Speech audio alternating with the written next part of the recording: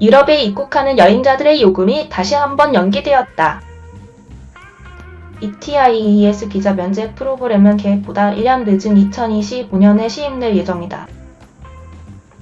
10월 19일 다가오는 디지털 출입국 시스템과 ETIAS를 담당하는 EU 기관인 EU리서는 장관들에게 이러한 변화를 시행하기 위해다. 많은 시간이 필요하다고 알렸다. 출입국 시스템은 비EU 거주자들이 해당 구역에 들어올 때 그들을 추적하는 중앙 데이터베이스로 2024년 하반기에 시행될 예정이다. 그 후 ETIAS 프로그램은 2025년 상반기에 시작될 예정이다. ETIAS가 시작되면 7억 달러부터 EU 국가들의 입국이 허용될 것이다. 이름에서 알 수 있듯이 그것은 비자가 아니라 유럽에 입국하기 위해 비자가 필요하지 않은 국가들의 방문객들이 사전에 등록할 수 있는 시스템이다. 현재 입국하기 위해 비자가 필요한 사람들은 여전히 비자가 필요할 것이다. 많은 미국 시민들이 이러한 조치에 충격을 받은 것처럼 보이지만 그들은 ETIAS 시스템이 2009년 미국에 의해 도입된 에스터 비자 면제 프로그램을 모델로 하고 있다는 것에 놀랄 수 있다. 그리고 물론 많은 국가의 시민들은 EU 국가들에게 진짜 비자가 필요한데 이것은 비용이 많이 들 뿐만 아니라 시간이 많이 걸리는 비자이기도 하다.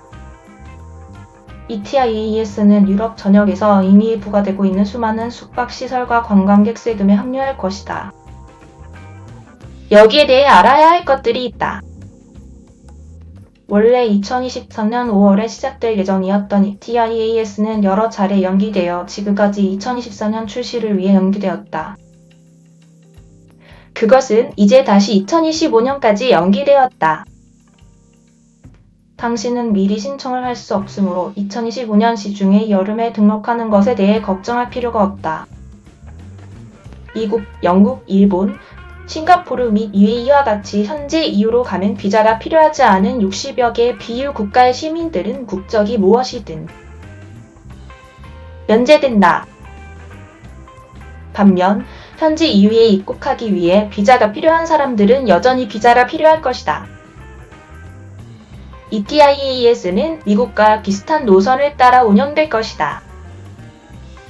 여행자들을 간단한 온라인 절차를 통해 여행 전에 EU에 입국하기 위한 허가를 요청해야 한다. 그것은 7유로7 실행에 비용이 들 것이고 3년 동안 또는 여권이 만료될 때까지 여러 항목을 포함할 것인데 어떤 것이 먼저 오든지 간에 말이다. 그것은 2년 동안 21달러인 에스터보다 저렴하다. 이유는 신청이 분안에 처리되어야 하며 대다수가 96시간 안에 완료되어야 한다고 예측한다. 그러나 그들은 일부 지원자들은 추가적인 정보나 서류를 제공하거나 국가 당국과의 인터뷰에 참여하도록 요청받을 수 있으며 이는 추가적으로 30일까지 걸릴 수 있다고 경고한다. 그것은 당신이 확인을 받을 때까지 비행기나 숙소를 예약하지 말 것을 제안한다. 더 자세한 사항은 여기 공식 ETIAS 웹사이트를 확인하라. 제3자를 거치는 것은 추가적인 비용이 발생할 수 있다. 유럽 대륙의 대부분의 도시들은 현재 하룻밤 동안 방문객들에게 관광세를 부과하고 있지만 때때로 그것은 당신의 체류 기간이 끝날 때부터 당신의 청구서에 몇 유로가 추가되지만 때때로 그것은 지불되어야만 한다. 만약 당신이 에어비앤비에 머무른다면 호스트들은 종종 도착하자마자 당신으로부터 이것을 받을 것입니다. 세금은 보통 쓰레기 수거와 거리 청소와 같은 방문객들에 의해 영향을 받는 공공 서비스를 완충하는 데 사용됩니다. 예를 들어 암스테르담은 최근에 대중교통망에 700만 유로를 추가로 할당했습니다. 그들은 또한 보통 정해진 기간, 보통 최대 일주일 동안만 부과됩니다. 그렇게 당신이 더 오래 머무르면 보상을 받습니다. 주목할 만한 예외는 영국입니다. 하지만 이는 변하고 있습니다. 맨체스터는 2023년 3월에 하룻밤 묵는 것에 대한 1파운드 30달러의 세금을 도입한 첫 번째 영국 도시가 되었습니다. 에딘버러가 그 뒤를 따를 것으로 보이고 웨일즈는 하룻밤 묵는 것에 대해 방문자 부담금을 도입하려고 합니다. 대부분의 유럽 국가들은 인기가 덜한 지방자치단체에서 더 저렴한 경향이 있기 때문에 그러면 당신은 아마도 당신이 어디에 머무르든 하룻밤 묵는 세금을 낼 것입니다. 관광은 종종 관광객들보다 훨씬 가난한 국가와 지역에서 목적지에 큰 부담을 준다는 것을 잊지 마세요. 좋은 질문입니다. 크루즈는 이미 배에 음식을 제공하고 있기 때문에 목적지에서 귀중한 돈을 거의 쓰지 않는 판구일의 승객들에 의해 휩싸인 도시들뿐만 아니라 환경에 나쁘기로 악명 높습니다. 일부 도시들은 크루즈 승객들에게 도착세를 시행함으로써 반응했습니다. 만약 당신의 배가 바르셀로나에 12시간 이상 정박한다면 당신은 75유로 지역비 3유로와 도시 추가비 1. 75유로를 지불할 것입니다. 크루즈를 타고 도착하는 암스테르담 방문객들은 8유로를 지불합니다. 그것은 당일 정박하는 배에만 유효합니다. 만약 당신의 크루즈가 암스테르담에서 시작하거나 끝나거나 혹은 당신이 그 도시에서 하룻밤 묵는다면 당신은 면제됩니다. 그러나 단지의 대상 도착에 대해 상륙세를 부과하는 것은 크루즈 선박만이 아닙니다. 이탈리아는 공공 페리를 이용하든 개인 보트를 이용하든 비거주 승객들이 섬에 도착할 때 지불해야 하는 CONTRIBUTO DISSPERCO 또는 하선 기여금이 있습니다. 가격은 지역 당국에 의해 정해집니다. 본질적으로 더 인기 있는 곳일수록 당신은 더 많이 지불하게 될 것입니다. 예를 들어 바르셀로나에 머물면 일반 카탈루냐 관광객뿐만 아니라 이 지역의 수도에 머무는 동안 부과되는 도시 추가 요금에 줄을 서게 됩니다.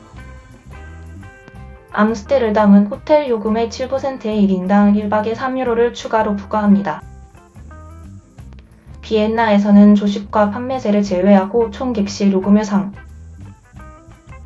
2%이며 나머지 11%를 할인합니다. 약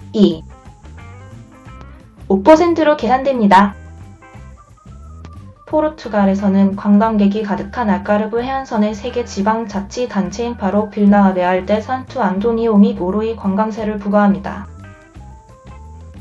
결정적으로 숙소가 예약될수록 더 많은 비용을 지불합니다. 예를 들어 로마에서는 3성 호텔에 묵으면 야간 4유로가 부과되지만 4성 호텔은 6유로, 5성 호텔은 7유로입니다. 베네치아에서는 1성 호텔의 1박에 1인당 1유로에서 5성 호텔은 5유로가 부과됩니다. 이 세금은 첫 번째 사람에게만 지불해야 합니다. 그리고 파리에서는 별 1개당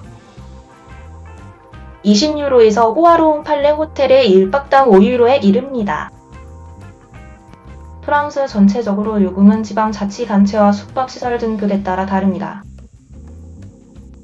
파리 이외의 지역에서는 20유로에서 20유로까지입니다.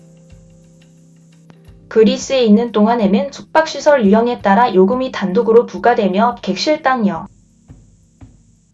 50유로에서 4유로까지 부과됩니다. 2019년 처음 제안된 이후 반복적으로 연기된 많은 CONTRIBUTO DACCESS 또는 베니스까지의 입장료는 이제 2024년으로 예정되어 있습니다. 요금은 조용한 날에는 3유로에서 최대 성수기에는 10유로로 시작한다고 발표되었습니다. 그러나 이 요금은 방문객 수의 90%를 차지하며 지역 경제에 거의 추가되지 않지만 도시에 많은 문제를 일으키는 것으로 생각되는 당인